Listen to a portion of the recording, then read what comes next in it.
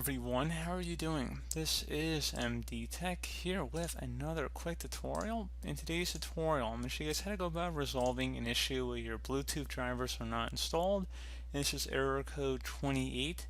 So this should be hopefully a pretty straightforward tutorial to resolving if there were no drivers selected for the device information set or element. So again, pretty straightforward process, and we're going to go ahead and jump right into it. First thing I'd recommend trying would be to open up the start menu. Type in device manager.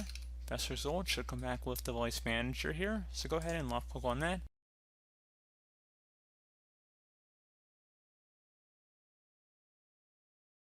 Select the view tab and then select where it says show hidden devices. If there is an other device section here, go ahead and double click on it. If there's any Bluetooth devices listed under here, you want to go ahead and right click on them and select update driver. Select browse my computer for drivers, and then let me pick from a list of available drivers on my computer. You want to go down and select ports, and then in parentheses COM and LPT. Go ahead and select next.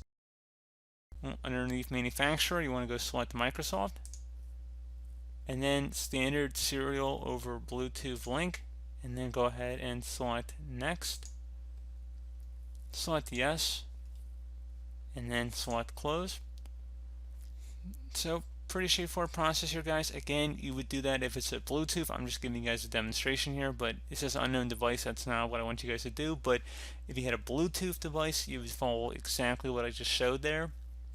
So again, pretty straightforward process. Do hope that I was able to help you out. We'll need to restart your computer for the change to take effect, and that should be it.